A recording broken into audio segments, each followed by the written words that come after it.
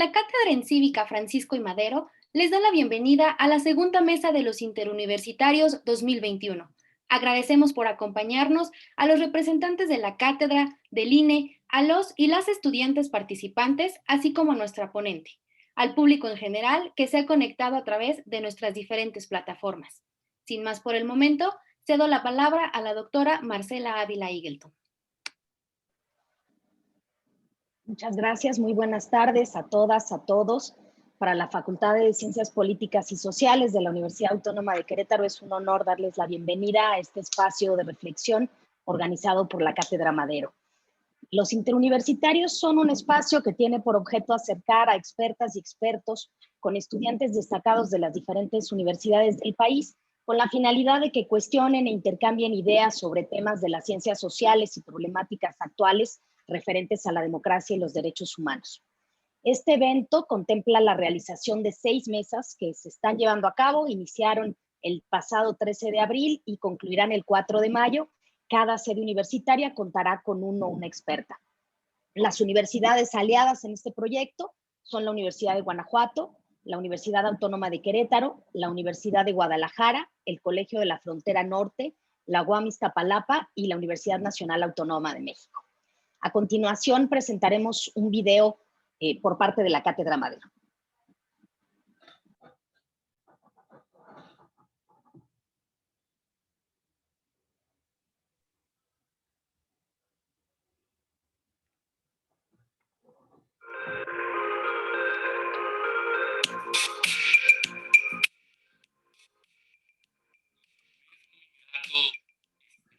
Ustedes en este encuentro interuniversitario, iniciativa de la Cátedra en Cívica Francisco y Madero, proyecto desarrollado desde 2019 entre la Facultad de Ciencias Políticas y Sociales de la UNAM y el Instituto Nacional Electoral.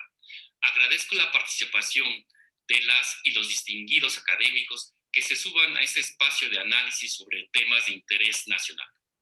Muchas gracias a las universidades que serán las sedes de estos encuentros. Sin duda alguna, las elecciones de 2021 representan un desafío para la democracia mexicana, no solo por la magnitud de los más de 21,000 cargos de elección en disputa y los casi 94 millones de electores, sino por el contexto sumamente peculiar del cual quiero enfatizar 2 elementos. El primero es el gran reto logístico en medio de la pandemia por el COVID-19 para garantizar tanto el ejercicio del derecho a la salud como el derecho al voto.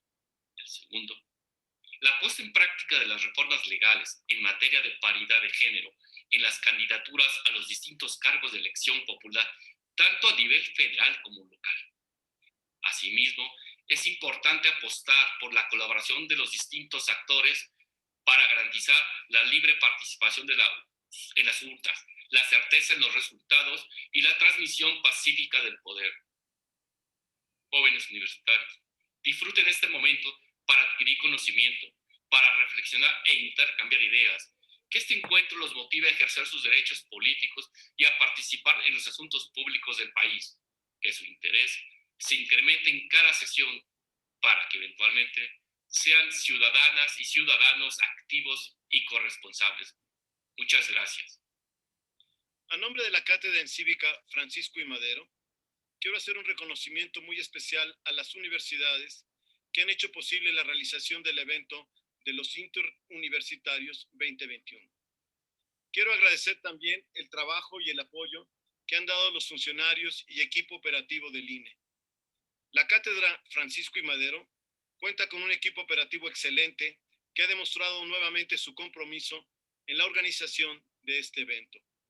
Los interuniversitarios tienen el propósito de acercar a los académicos, a los expertos y a los estudiantes interesados en los temas de democracia y derechos humanos.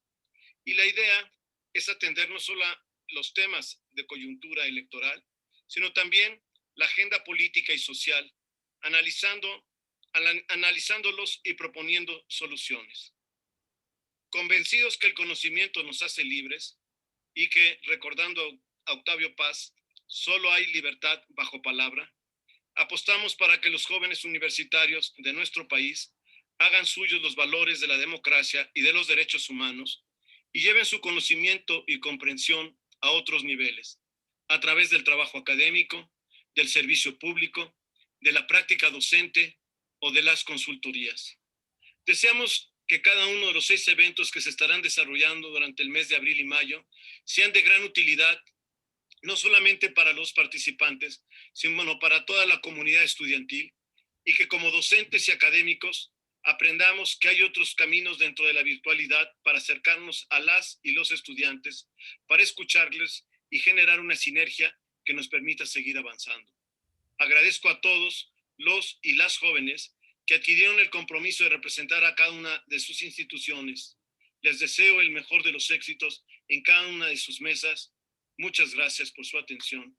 Sean bienvenidos y bienvenidas a los Interuniversitarios 2021.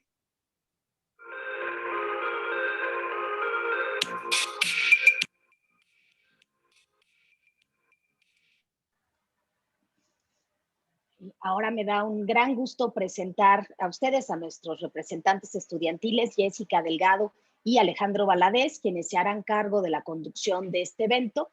Y también presento a las y los estudiantes que junto con el gran equipo operativo de la Cátedra Madero han trabajado en la organización de este evento.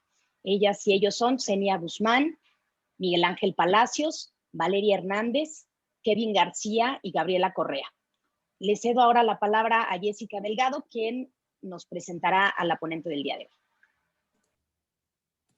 Muchas gracias, doctora Marcela Ávila Igletón, y buenas tardes a todas y todos los presentes en esta segunda mesa del evento Interuniversitarios 2021 con el tema Oposición y Democracia. El día de hoy nos acompaña la doctora Soledad Loaesa, quien es doctora en Ciencia Política por el Instituto de Estudios Políticos de París y especialista en Relaciones Internacionales por el Gesellschaft School Institute de la Universidad Ludwig Maximilian de Múnich. Actualmente es catedrática, investigadora y académica en el Colegio de México.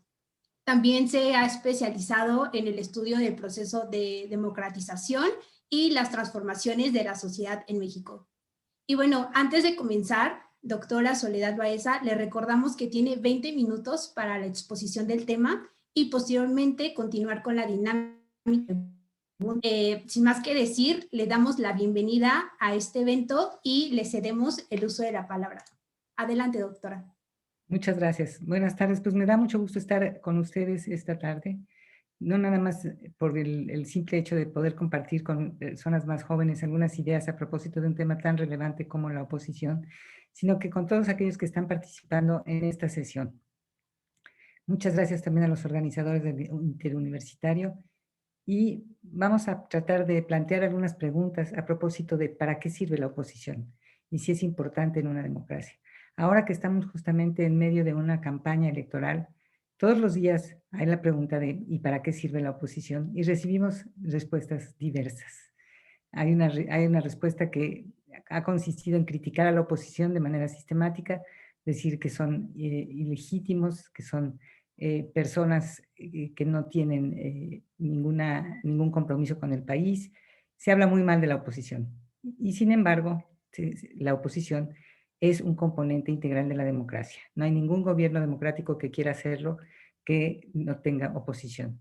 Los partidos de oposición representan a minorías políticas que, aunque fueron derrotadas en las urnas, ejercen el derecho a participar en el proceso parlamentario y en las decisiones del poder legislativo.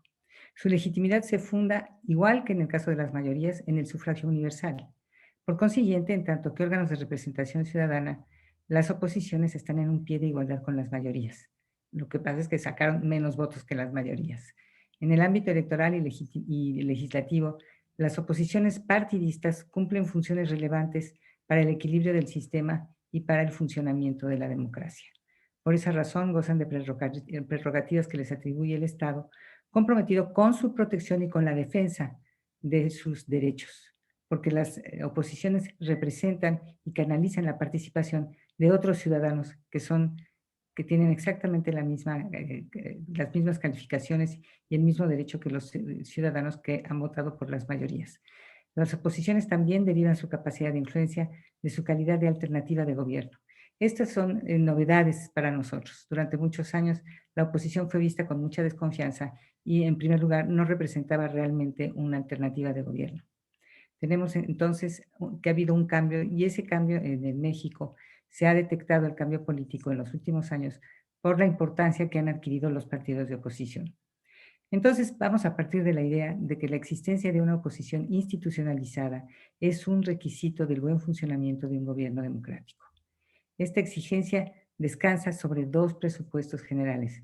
Primero, que los partidos derrotados en una elección tienen derecho a estar representados en el Poder Legislativo y que se les facilite el cumplimiento de sus funciones. Es decir, la oposición cogobierna, no es un órgano extraño al gobierno, sino que cogobierna. Por ejemplo, en el caso de Inglaterra, donde se habla de la oposición leal, el líder de la oposición recibe un sueldo de la misma manera que lo recibe el líder de la mayoría. Es un representante de la ciudadanía y todos los partidos se comprometen, los miembros de la oposición, a respetar las reglas del juego democrático. Esto es muy importante para entender la participación y el papel que juega la oposición en el sistema político en todas partes. Semejante compromiso, el de respetar las reglas del juego, supone que la minoría, que fueron las que perdieron en una elección, aceptan los resultados de esa elección y, en principio y por obligación de su condición de minoría, saben que esa condición es temporal, transitoria, y que seguramente en el siguiente periodo electoral pueden modificarla. En México, el reconocimiento de las minorías de oposición es, como decía yo hace un momento, muy reciente. Y esto tiene que ver con el origen revolucionario del sistema político. Ninguna revolución está dispuesta a aceptar la existencia de oposiciones. Los objetivos de las revoluciones son tan ambiciosos y de tan largo aliento que la existencia de una oposición se ve simplemente como la existencia de un obstáculo al que hay que derribar, porque hay que seguir adelante en la construcción de un nuevo orden político y un nuevo orden social. Esta idea, esta mala imagen, la mala noción de la oposición, está muy casada con ese origen revolucionario, porque así son las revoluciones en términos generales. Como buscan un cambio de fondo, no quieren que haya ni opiniones divergentes ni obstáculos. Por eso no reconocen la legitimidad de las oposiciones. Y en México esa idea se mantuvo, yo diría que hasta muy recientemente. Uno de los cambios importantes que ocurrieron tanto en la cultura política como en el sistema político en los años 70 y 80 fue el que finalmente se aceptó la legitimidad de la oposición. Y las oposiciones son vistas no como enemigos, sino como adversarios. Son vistas como actores políticos normales, que tienen las mismas aspiraciones al poder que tuvo los partidos que obtuvieron la mayoría. Y esas oposiciones además tienen la virtud de que representan corrientes de opinión dentro de la sociedad mexicana. La aceptación de las oposiciones dentro del sistema político mexicano vino de la mano de la aceptación de que la sociedad mexicana está integrada por minorías políticas. No hay una mayoría en bloque, una mayoría aplastante que se mantenga idéntica a través del tiempo, sino que al contrario, las mayorías y las minorías van cambiando con las elecciones. Ese es el punto importante de la democracia, es que la permanencia en el gobierno de un partido depende de su comportamiento, depende del juicio que el electorado hace de la manera que tuvo de gobernar. Y eso es una evaluación que se hace de manera periódica. Pasamos al caso de México. Entonces, en México es más o menos reciente la aceptación de las oposiciones como una parte integral y legítima del sistema político. Estas oposiciones partidistas, además, se formaron y se integraron en buena medida para responder a las demandas de movilizaciones extrapartidistas que fueron características del sistema político mexicano en los años 70 y que eran muy desestabilizadoras. La oposición institucionalizada, al contrario, contribuye a la estabilización del sistema político en la medida en que asegura la representación y la participación de ciudadanos que no necesariamente forman parte de la mayoría. La creencia de que la inclusión en el proceso institucional de quienes defendían ideas y políticas diferentes tenía un efecto estabilizador y la aceptación de que la diversidad social mexicana era irreductible a la manera como se entendía en ese momento, en esos años, durante muchos años, la distribución de opiniones y de preferencias políticas en México. Por un lado estaban los defensores de la revolución y por otro lado estaban los contrarrevolucionarios. Es decir, no había la idea de que podía haber más, además de los contrarrevolucionarios, otras corrientes de opinión como ahora que hay, llega a haber 8, 7, 10 o más partidos políticos que en principio representan tantas corrientes de opinión. Esta idea de la aceptación de las oposiciones y de la diversidad política de la sociedad vino de la mano de una transformación del concepto de democracia. La democracia históricamente, y en México hasta muy recientemente, se entendía como el triunfo de la mayoría del 50% más uno. Ahora la democracia se entiende como un juego entre diversas minorías, de las cuales ninguna de ellas se puede imponer a las demás porque tienen una representación proporcional. Entonces, la democracia es entendida no como una mitad ganadora y una mitad perdedora, o una menos de la mitad perdedora, sino que son diferentes grupos que integran el sistema político. Uno de los efectos más importantes de la transformación del régimen político ha sido la posibilidad de la alternancia en el poder, de partidos en el poder. En Querétaro se ha vivido ya la alternancia en varias ocasiones. Yo no sé cuántas veces ha sido elegida lo que era la oposición, pero esto es muy importante también porque lo que vino de la mano del reconocimiento a la estructura federal de la República. En el pasado, la centralización del poder era tal que desde el centro del país, desde el Distrito Federal, se gobernaba prácticamente todos los estados y había se desconocía la realidad local. La política de los estados se quedaba subordinada a la política nacional. Eso pasó a la historia en el momento en que los estados pudieron apoyar sus equilibrios locales y estos equilibrios quedaban representados en el gobernador y en el poder legislativo. Lo que es importante también de tener presente es que es el electorado el que periódicamente construye las mayorías y las minorías políticas. La distribución es variable porque el votante premia o castiga al partido que ha estado en el poder. Y también porque hay cambios de opinión y cambios en el ambiente. Es muy importante que recordemos que los resultados electorales no están cincelados en mármol, sino que cambian continuamente. Y la opinión, ustedes saben que la opinión es como la luna, cambia de un día para otro casi sin avisar. Bueno, en México entonces tenemos partidos de oposición. Durante la mayor parte del siglo XX había un partido de oposición que era reconocido como independiente, que era el Partido Acción Nacional, que se fundó en 1939 y que está identificado en la imaginación popular con la derecha y con la defensa de los derechos de la Iglesia, por ejemplo, o de los católicos. Aparte del PAN, había dos partidos más que participaron sistemáticamente en las elecciones de 1946 hasta 1982, que son el Partido Popular Socialista y el Partido Auténtico de la Revolución Mexicana. Esos dos partidos eran vistos como ancilares, como ayudantes, por así decirlo, del partido hegemónico, que era el Partido Revolucionario Institucional. El PAN sí era considerado como una oposición independiente, pero el PAN tenía muchas restricciones para poder crecer. Se enfrentó durante muchos años a la oposición, a la hostilidad de las fuerzas políticas locales y también a la hostilidad, desde luego, del PRI. Pero Acción Nacional, sin embargo, logró permanecer, logró sobrevivir y es una institución que ya tiene, pues prácticamente va a cumplir 100 años dentro de no mucho tiempo. Entonces, entre 1946, que es la fundación del PRI, y 1982, el sistema de partidos en México estaba dominado por una mayoría, que era la del PRI, y tenían estas minorías que nunca obtuvieron, hasta 1964, estas minorías no tenían más de 4 diputados en la Cámara. Los panistas se lo tomaban tan en serio que incluso se daban el lujo de no saludar a los priistas porque decían que eran ilegítimos. Pero si no saludaban a los priistas, ¿con quién iban a hablar? Nada más eran 4 panistas en la Cámara. Entonces era un poco exagerado. Pero en fin, lo que es importante es que Acción Nacional sí jugó un papel, creo yo, en la socialización del electorado mexicano al hacerles saber que era posible una alternancia.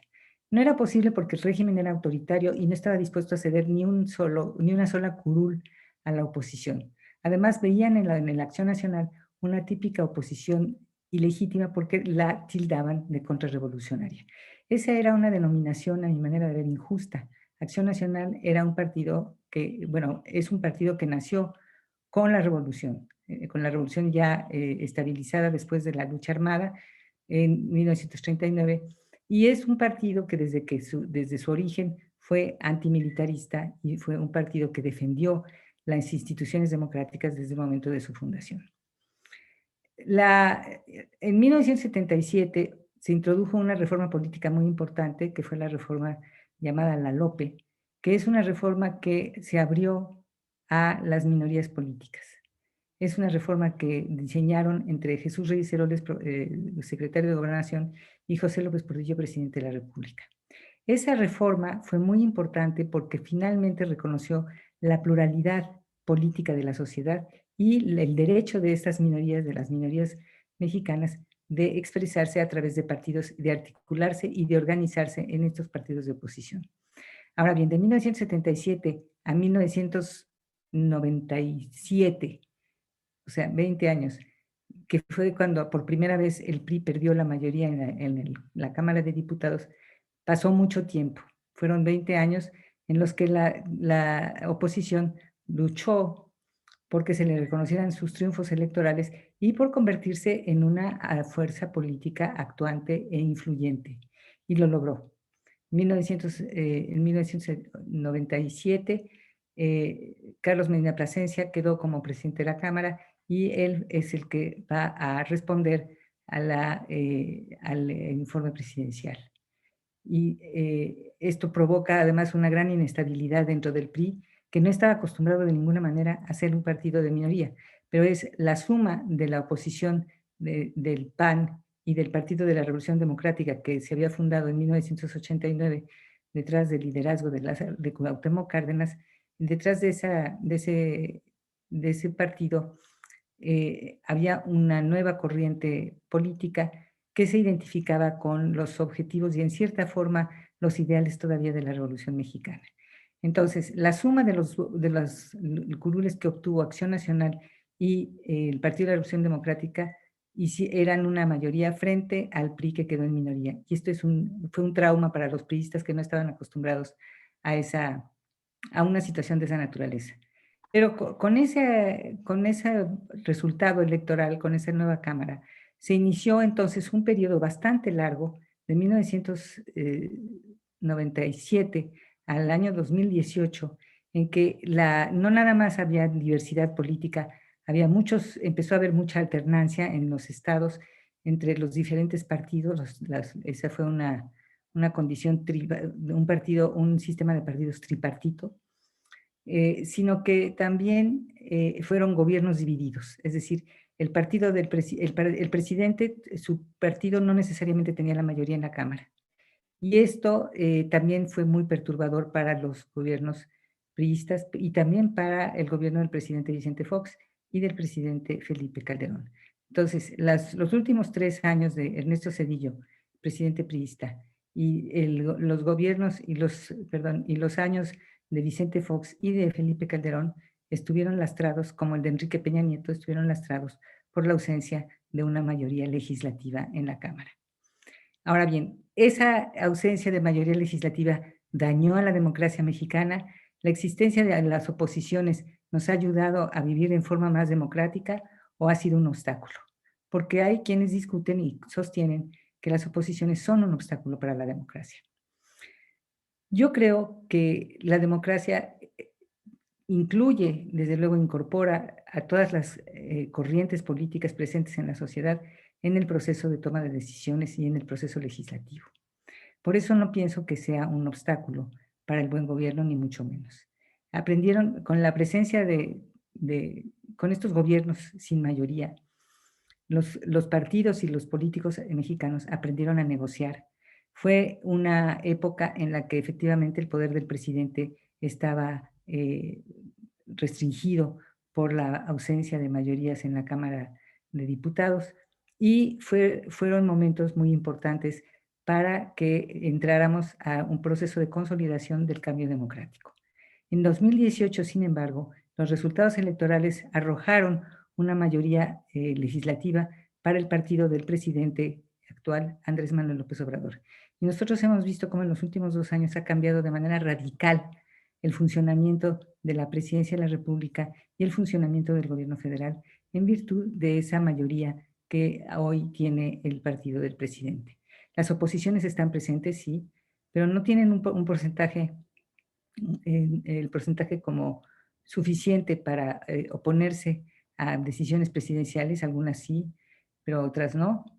Y las oposiciones, entonces, yo estoy segura que quienes hablaban de los gobiernos divididos con espanto y hablaban de la necesidad de que el partido mayoritario fuera el partido del presidente, ahora que estamos viviendo la experiencia de un partido mayoritario que apoya a su presidente como debe hacerlo en cualquier parte del mundo, habrá quienes extrañen la situación de gobierno dividido que durante muchos años fue motivo de queja. Bueno, en conclusión, yo les diría a reserva de que sigamos platicando de estos temas en las preguntas que me hagan, yo les diría que la oposición en México ha sido un elemento importante en el cambio democrático y es muy importante también que mantengamos la posibilidad de que esa oposición se exprese, se articule y participe en la vida política. Muchas gracias.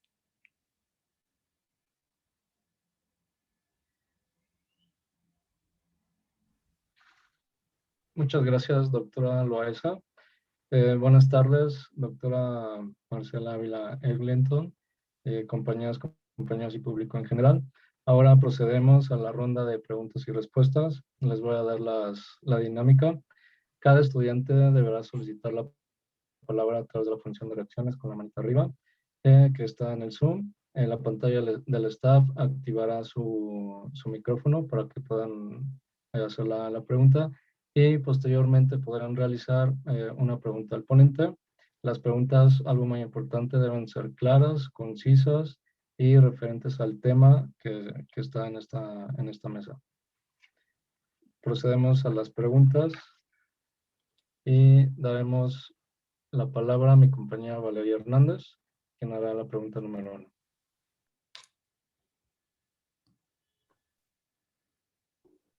Hola, buenas tardes.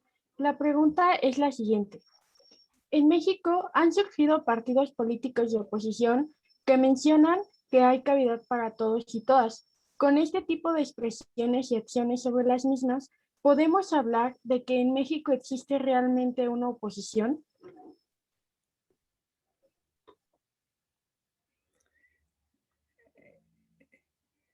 Yo hablaría en plural.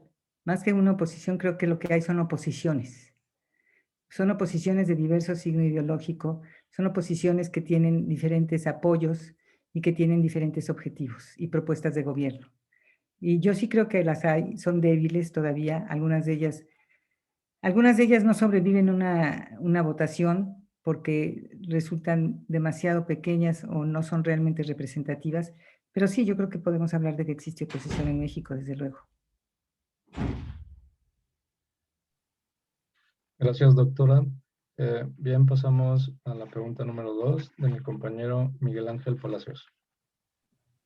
Buenas tardes, doctora. Desde su perspectiva, ¿considera que las crisis económicas son un factor fundamental para detener las alternancias democráticas o, por el contrario, permiten los cambios de régimen? Muchas gracias, es una pregunta interesante, porque lo que hay que hacer, lo que usted está planteando es qué tipo de contexto favorece o obstaculiza el cambio político. Y no le puedo dar una respuesta porque depende del tipo de contexto, del contexto del que estemos hablando. Efectivamente, hay crisis económicas que llevan a una cerrazón de las instituciones políticas y del sistema político. Provocan una reacción muy fuerte, movilizaciones sociales, un cuestionamiento del gobierno en el poder, y hay otras crisis económicas que al contrario impulsan la transformación de un sistema. La verdad es que yo no podría decirle que existe una regla general de cómo va a reaccionar un sistema político ante una crisis, pero podemos pensar que, por ejemplo, en 1982, que se produjo una crisis financiera muy aguda, muy grave en México a partir de la expropiación de la banca, podemos considerar que sí se produjo un cambio muy importante en el sistema político, porque a partir de ese momento hubo una movilización, una amplia movilización en defensa de la democracia electoral que recibió su respuesta en los cambios que hubo en los resultados electorales a lo largo de los años 80. Muchas gracias. Bien, procedemos con la pregunta número 3 de mi compañera Gaby Correa.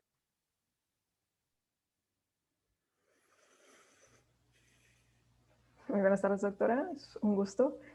Usted mencionó sobre la hostilidad a la oposición. En este caso, usted hablaba del Partido de Acción Nacional. Quisiera preguntar, en la actualidad, ¿qué tan eficientes son las instituciones y los mecanismos autónomos para la presencia, permanencia y funcionamiento de la oposición en el ámbito electoral y en la toma de decisiones en el México moderno? Perdón, ¿se está usted refiriendo a un órgano como el INE? Sí, ya sea el INE o incluso cualquier mecanismo externo al gobierno.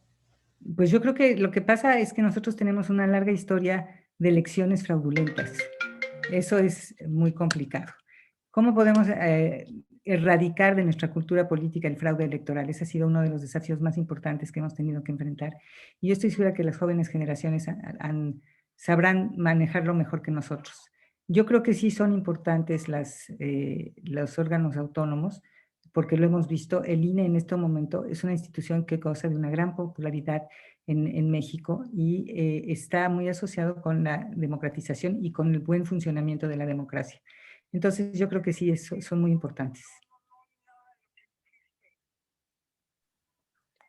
Pasamos a la pregunta, perdón. No, perdón, es que preguntaba yo si respondía a la pregunta. Sí, bastante. La verdad, sí. Bueno, muchas gracias. Correcto. Pasamos a la pregunta número 4 de mi compañera Sherenia Guzmán. Muchísimas gracias, doctora Soledad. Mi pregunta es, ¿el abstencionismo de los ciudadanos que existe en las elecciones podría ser considerado como un acto de oposición? El significado del abstencionismo depende nuevamente del contexto. Es muy difícil de desentrañar. Puede ser un acto de protesta o puede ser también un acto de aceptación pasiva. Por ejemplo, en los años 60, que había una tasa de abstencionismo bastante alta, decían que era una manera de parte de los ciudadanos de expresar su conformismo con la situación presente. Como no querían, estaban de acuerdo y entonces consideraban que era innecesario votar. En ese caso, yo creo que sí se confirmó con los desarrollos posteriores que el significado del abstencionismo era una aceptación pasiva, porque en el momento en que aparece una crisis, hay una movilización electoral que vota, o sea, la gente vota, va a votar en contra del gobierno para responder a una situación con la que está en desacuerdo. Entonces sí se confirmó que el abstencionismo no era necesariamente una forma de protesta, sino más bien un apoyo pasivo al gobierno y al partido en el poder. Bien, y continuamos con la última pregunta de la primera ronda con nuestro compañero Emanuel Kevin García.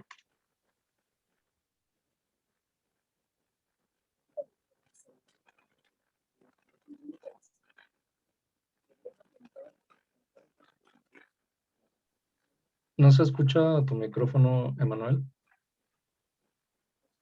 Tu sonido no se escucha.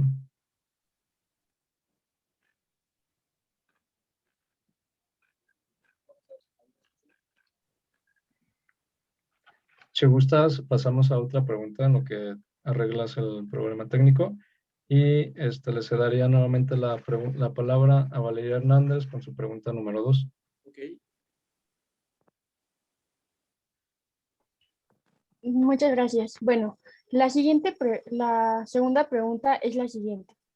La oposición en América Latina en los años 40 desencadenó el establecimiento de dictaduras que significaron un estancamiento en la democracia de la región.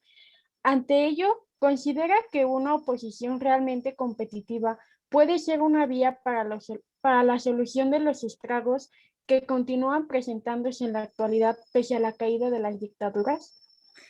Muchas gracias. Mire, lo que pasa es que yo no estoy de acuerdo con su premisa inicial. Yo no creo que las democracias o que las dictaduras en América Latina se hayan formado por causa de las oposiciones.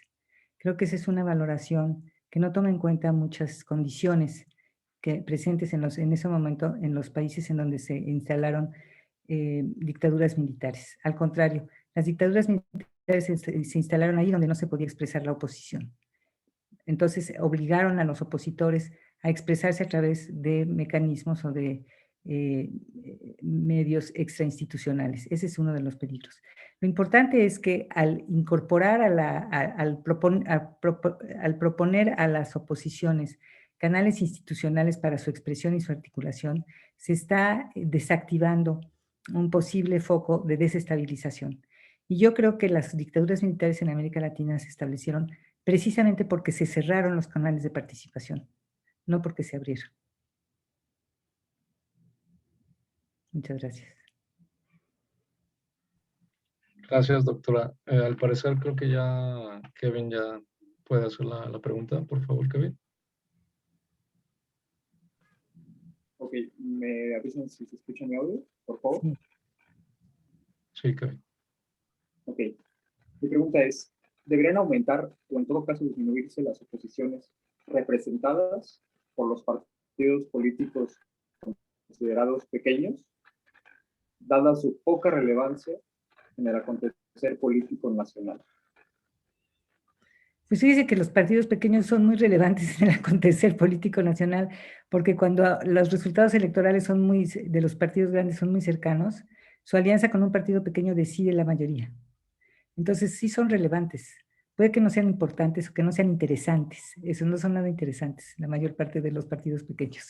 Pero sí son muy relevantes porque políticamente son los que van a ayudar a los partidos grandes a establecerse como mayorías o no. Entonces, yo sí creo que son relevantes. La pregunta que hay que hacerse es si son representativos. ¿Y son representativos de qué fuerzas y de quién? Eso es lo que es más importante. Si estamos hablando de partidos que son representativos, digamos, o que son una propiedad privada, como parece ser el caso de varios partidos pequeños, esos son los que hay que cuestionar.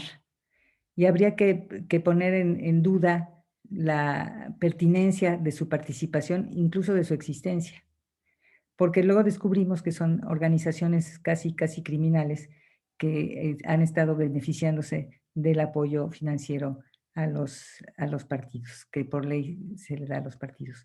Entonces, entiendo su pregunta en ese sentido y sí creo que habría que establecer algún tipo de legislación que nos permita distinguir una organización ficticia, artificial, de una organización auténticamente representativa. Correcto, doctora. Miguel Ángel Palacios, levantaste la mano. Sí. El conflicto social y el consenso político son fundamentos inherentes al de la oposición. Desde su perspectiva, ¿qué otras características le hace falta a las fuerzas políticas actuales para seguir sumando al proceso democrático? Pues mire, lo que pasa es que yo creo que lo que nos hace falta es más voluntad democrática. Steven Levitsky sacó un libro que ha tenido mucho éxito que se llama ¿Cómo mueren las democracias? Y una de sus conclusiones más importantes a mi manera de ver es que termina diciendo, bueno, finalmente lo que importa para que las democracias sobrevivan es que los ciudadanos se despierten todos los días y digan, quiero vivir en un país democrático. Es decir, es un acto de voluntad. Ya no tanto un acto de leyes ni de reformas electorales, sino un acto de voluntad. Y ese acto de voluntad de decir, yo quiero vivir en una democracia, lo que supone, lo que acarrea, es el respeto a la legislación, el respeto a las reglas del juego y el respeto a la idea que tenemos de la democracia en México. De acuerdo. Muchas gracias, doctora. Continuamos. Le cedemos la palabra a Gaby Correa con su pregunta número 2. Muchas gracias. ¿Bajo qué condiciones la oposición puede ser caracterizada como un partido de poder? Y si se vuelve un partido tradicional y deja de volverse oposición, o siempre va a ser oposición, sabiendo que va a enfrentarse con otros partidos que pueden quitarle la mayoría en algún momento. Ese es un problema que han tenido los panistas desde que llegaron al poder. No saben si son de oposición o de gobierno. Ser partido de gobierno les molesta tremendamente porque creen que se van a parecer al PRI. Lo que tienen que entender los panistas es que el partido en el gobierno es el partido en el gobierno y se comporta como el PRI, como el Partido Demócrata Cristiano Alemán, como el partido de Macron. O sea, un partido en el gobierno es un partido en el gobierno, independientemente de las siglas. Yo creo que tienen que tener la flexibilidad para cambiar de actitudes estando en el gobierno o en la oposición. De la misma manera que decimos que no es lo mismo el populismo en la oposición que el populismo en el gobierno, podríamos decir que no es lo mismo Acción Nacional en la oposición que Acción Nacional en el gobierno. Eso es algo que ellos tendrían que entender. Les falta flexibilidad a mi manera de ver, les falta agilidad para transformarse y para admitir que las condiciones de un partido en el gobierno son diferentes de las de un partido en la oposición. Nunca supieron, ni con Felipe Calderón ni con Vicente Fox, cómo tratar al presidente. Los panistas no querían ser, como fueron los priistas, los levantaderos, como les decían, los levantaderos del presidente, pero tampoco podían ser un partido de oposición. Y entonces hubo líos espantosos entre Fox y el PAN, y líos muy grandes también entre Calderón y el PAN. Y ahora Andrés Manuel López Obrador sabe muy bien cómo tratar a su partido, le da órdenes y le truena los dedos. Entonces esa es una manera más efectiva y eficaz. Gracias, doctora. Continuamos con nuestra compañera Xenia Guzmán. Te cedo la palabra.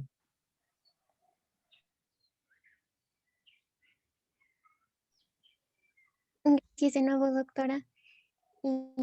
La siguiente pregunta es, cuando los partidos de oposición siguen trabajando y siendo parte de las instituciones, a pesar de haber perdido en las elecciones, ¿puede considerarse que en el sistema presidencialista la idea de el que gana lo gana todo y el que pierde lo pierde todo no es tan cierta? A ver, otra vez. En el sistema presidencialista, efectivamente, el que gana, gana todo. Pero tienen que saber que lo gana por un rato. O sea, que es un triunfo transitorio, que es un triunfo temporal. Y que cada vez que hay una elección, está en juego ese triunfo. Y no nada más me refiero a la elección presidencial, sino también a una elección federal. Piense usted en que en este momento el presidente López Obrador está inquieto porque no sabe cuáles van a ser los resultados de la elección del próximo 6 de junio. Está en juego la mayoría que él quiere obtener. Entonces, no es cierto que en un sistema presidencial normalmente el que gana se lleva todo, pero también es cierto que son reglas que se aplican temporalmente. Y el que está en el poder tiene que saber que pasado mañana puede estar en la oposición o más abajo. ¿De acuerdo? Bien. Continuamos con nuestro compañero Kevin para que haga su segunda pregunta y finalicemos con esto la segunda ronda de preguntas. Muchas gracias. Mi siguiente pregunta es, ¿cómo podrían ganar legitimidad nuevamente las oposiciones en México? Por un lado, las oposiciones representadas por partidos políticos que ya gobernaron, y por otro, las oposiciones emergentes. Bueno, ganan legitimidad actuando de una manera que sea satisfactoria para el electorado. Ganan legitimidad, me parece a mí, por el número de votos que obtengan. Eso les da legitimidad. Yo creo que en la cabeza de los mexicanos, en nuestra cabeza, ya está muy implantada la idea de la pluralidad política de la sociedad. De la misma manera que está implantada la idea de que puede haber alternancia y que un partido que llega al poder un día se va a ver obligado a dejar el poder 6 años después. Entonces, la legitimidad se gana todos los días, desde luego, pero de esa manera es una praxis. Entonces, tienen que ser partidos que respondan a los ciudadanos, que sean representativos, que los ciudadanos tengan la sensación de que los representan a ellos, más que como ahora están actuando los partidos, que los partidos en este momento están actuando como Santa Claus. Llegan con los ciudadanos y en lugar de presentarse como representativos, llegan a ofrecerles cosas a los ciudadanos. Les ofrecen comida, les ofrecen lunches, les ofrecen cosas como mercachifles. Pero entonces, ¿quién está en la Cámara? En la Cámara está el que me dio una caja de lápices, pero no me representa. Entonces, la idea, yo creo que lo importante para nosotros en este momento es que nos quede muy claro que los partidos nos representan, garantizan nuestra participación y son agentes de representación, más que portadores de regalos. Gracias, doctora. Bueno, vamos a pasar a nuestra última ronda de preguntas. Empezamos con nuestra compañera Valeria Hernández. Muchas gracias. Bueno, la tercera y última pregunta es la siguiente. ¿Cómo influyen las oposiciones políticas dentro de los regímenes poco democráticos? Pues mire, depende de qué tipo de regímenes poco democrático hablemos. Si estamos hablando de una dictadura, influyen quizás haciendo que la dictadura sea más radical, más rígida, más represiva. O sea, sí influyen. Si estamos hablando de un régimen menos autoritario, menos rígido, de todas formas representan o pueden ser tomadas como un termómetro de la opinión pública, así las puede ver el gobierno, las puede ver como un instrumento de medición del estado de la opinión pública. En todos los casos, las oposiciones cumplen funciones importantes dentro del sistema político. Ya sea de información, pueden ser también un vehículo del Estado dentro de la sociedad, tienen un papel muy importante que cumplir. Y en estos momentos, es una pregunta muy válida la que usted hace, porque en estos momentos los partidos políticos están en crisis, porque la democracia está en crisis. Y en el momento, dada la importancia que tienen los partidos políticos para la democracia, el hecho de que la democracia esté en crisis, que todo el mundo parece estar de acuerdo en eso, en Europa y en América Latina por lo menos, hace que los partidos políticos también estén en crisis. No nada más aquí miramos con desconfianza a nuestros partidos. Vean ustedes a su alrededor, verán que en Estados Unidos el partido republicano todavía no se repone del ciclón que fue Trump, y quién sabe que su futuro está en veremos. Pero también miren ustedes en Europa. En este momento la democracia cristiana alemana está atravesando por una situación muy complicada porque Angela Merkel se va y no sabemos quién va a ser el líder del partido. Y no necesariamente va a tener la habilidad que ha tenido esta gran líder política para mantener unidos a todos los demócratas cristianos.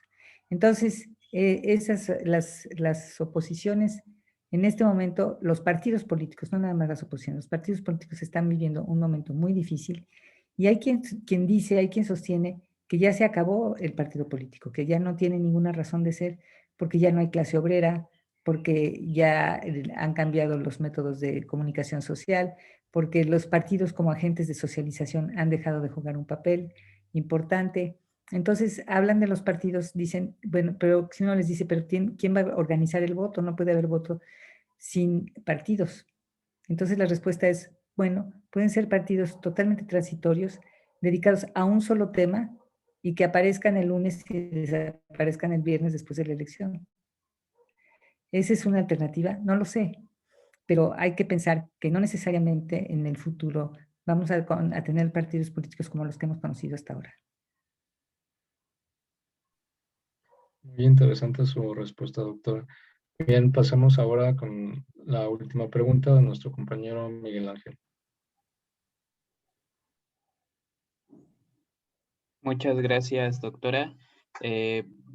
¿Podemos considerar que la nula participación política y social en el siglo XIX y el siglo XX tengan como consecuencia que no hayan construido los cimientos de oposición que tanto hacen falta en nuestro país? No nos tenemos que ir tan lejos. Yo diría que en el siglo XX sí tuvimos problemas para canalizar a la oposición y para permitir que se desarrollara una oposición institucionalizada.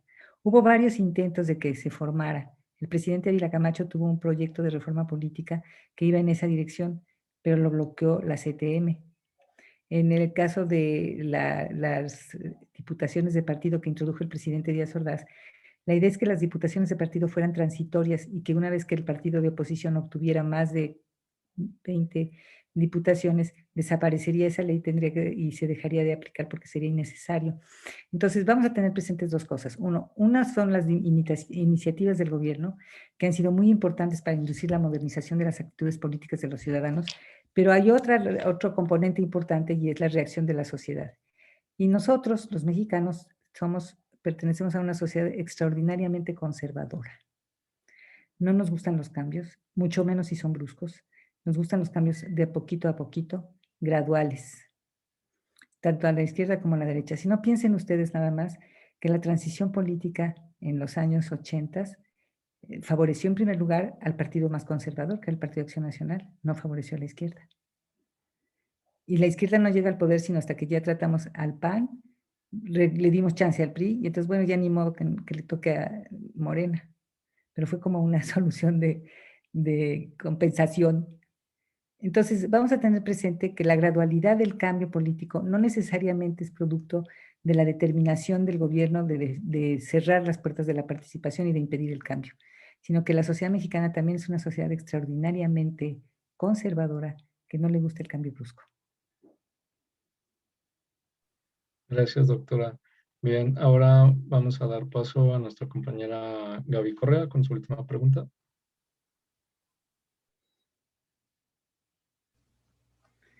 Desapareció. Muchas gracias. Bueno, esto va, no sé qué tan pegado esté con lo que va a decir, pero para mí sí lo está, porque estoy entrelineando las cosas. ¿Qué papel juega la destinación de recursos, la que sea, para la creación o desaparición de los partidos de oposición? ¿Acaso esto mismo afecta cómo los ciudadanos ven un partido de oposición? ¿Afecta a la hora que salen a querer ir a participar? ¿Afecta también la manera en la que ellos intentan informarse? ¿Qué actores en verdad salen? ¿La corrupción? La corrupción nos afecta muchísimo a todos, nos afecta de diferentes maneras. Por un lado, alimenta un cinismo básico que forma parte de nuestra cultura política y estamos como resignados a que hay un componente de corrupción en toda elección y en todo político. Pero por otro lado también afecta porque hay mucha gente que se siente muy desilusionada y deja de participar porque no quiere ser parte ni quiere nutrir esa corrupción. Entonces, el punto, una pregunta válida e importante es cómo erradicar la corrupción. Se han tratado todos los métodos posibles, sobre todo ahora hay una actitud muy punitiva, pero yo encuentro que el que corrompió ayer o el que no pudo corromperse ayer se corrompe hoy. Y eso me entristece enormemente. Creo que ahí hay un problema muy serio que no hemos logrado atacar ni saber cómo atacar. Pero tiene que hacerse en algún momento porque no puede ser que continuemos con esa lastre en nuestra cultura política. Pero claro que influye. Gracias, doctor. Sí, adelante, doctora. No, que nada más influye muchísimo y la actitud que muchos tienen hacia la vida política de dar la espalda y encerrarse en su casa en la vida privada tiene que ver con que no quieren condonar la corrupción que se asocia con la vida política.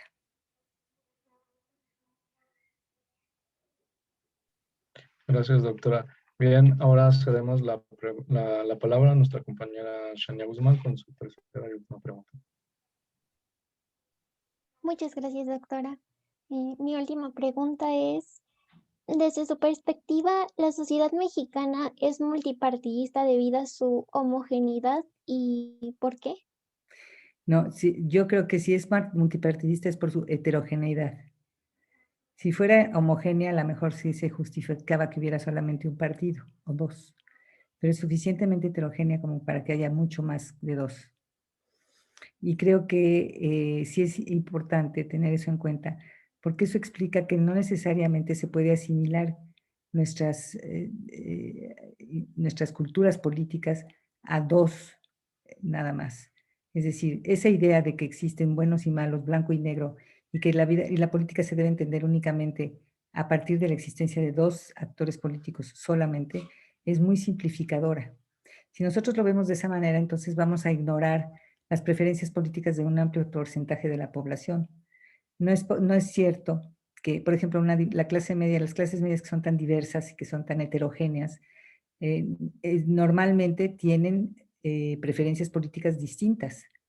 El dueño de Liverpool no vota igual que el dueño de la miscelánea que está en la esquina de mi casa. tienen diferentes actitudes, tienen diferentes objetivos, pero sociológicamente se supone, dada la diversidad y la dificultad que supone clasificar a las clases medias, son clase media ambos, con ingresos muy diferentes, desde luego. Pero lo que quiero decir es que esa pluralidad social y política no se deja encasillar en dos corrientes políticas o en dos instituciones políticas nada más. Fíjense ustedes, y esto es muy importante porque quiero que lo recuerden bien. Cuando se fundó, mucha gente habla y cita el discurso que pronunció Plutarco Elías Calles el 1 de septiembre de 1928, cuando convocó a los revolucionarios a reconciliarse y a formar un partido político para asegurar la estabilidad del país. Se les olvida una parte muy importante del discurso, y les invito a que lo lean, en la que él habla de la necesidad de que las fuerzas conservadoras estén presentes en la Cámara. Él no estaba convocando a un partido único, ni mucho menos. Él estaba hablando de un bipartidismo que no se pudo dar porque es insuficiente el bipartidismo. Ha habido varios intentos de impulsar el bipartidismo en México y no funciona. En 1945, una ley electoral que emitió el presidente Ávila Camacho proponía y en cierta forma propiciaba la formación del bipartidismo. Tampoco funcionó. Apareció por ahí el Partido Popular de Vicente Lombardo Toledano y entonces ya eran 3 partidos, no eran nada más 2. Y así podemos ir mencionando los muchos partidos que han aparecido y que nos hablan de una diversidad política que necesita estar representada en una diversidad de partidos políticos.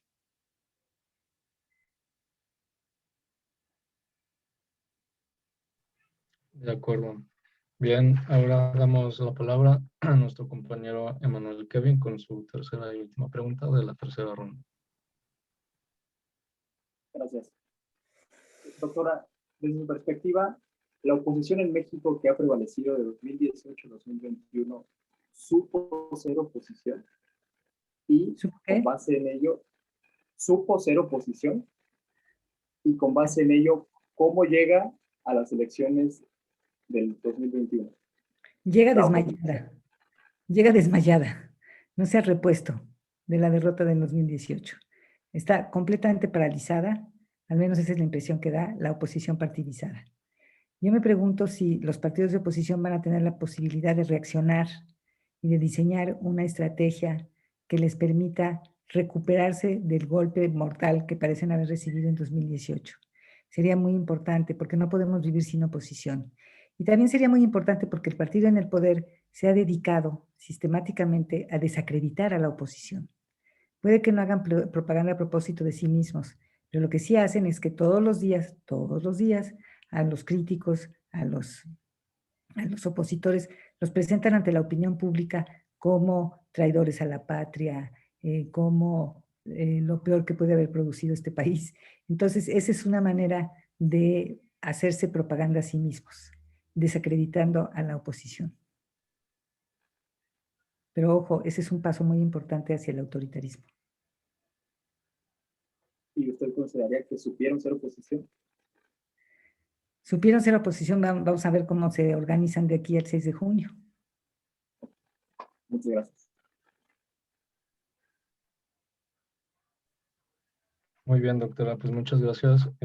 Terminamos con esta pregunta de mi compañero Kevin, la tercera y última ronda.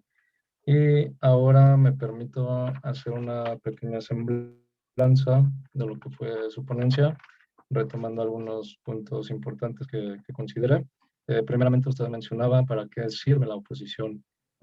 Nos planteamos esta pregunta, entender que es un componente de la democracia, que es un derecho a participar, ayuda para tener este equilibrio del sistema, donde representa a los otros ciudadanos donde no tienen cabida en estas mayorías. Su existencia es un requisito para el buen funcionamiento de la democracia. Todos requerimos respetar las reglas de la democracia como partidos. En México también es reciente el reconocimiento de la oposición. Su legitimidad debe verse como adversarios y no como enemigos.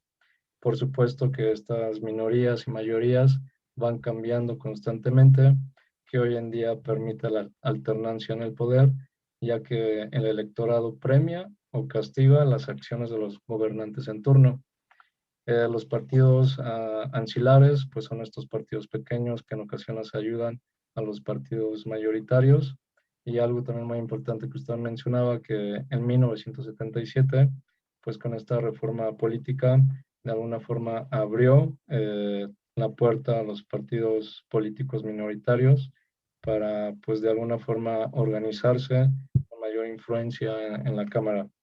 Y concluía usted con una pregunta también muy importante, que si las minorías son un obstáculo para la democracia. Y desde su punto de vista, pues esta oposición en México ha sido un elemento importante para la democracia del país.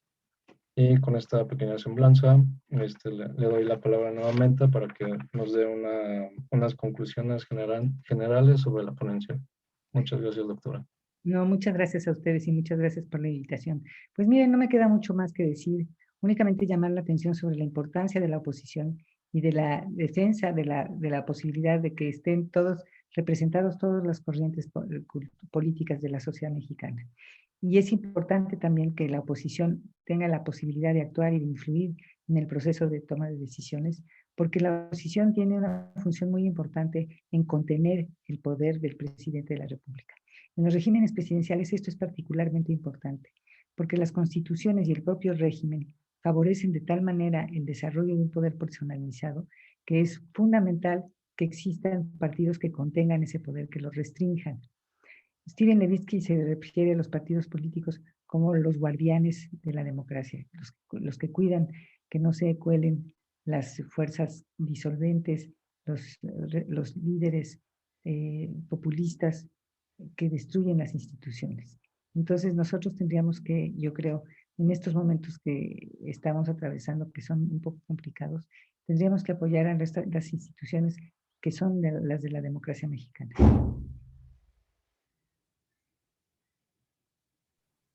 Muchas gracias, doctora. Le cedo la palabra ahora a mi compañera Jessica Delgado. Muchas gracias. Buenas tardes. Muchas gracias.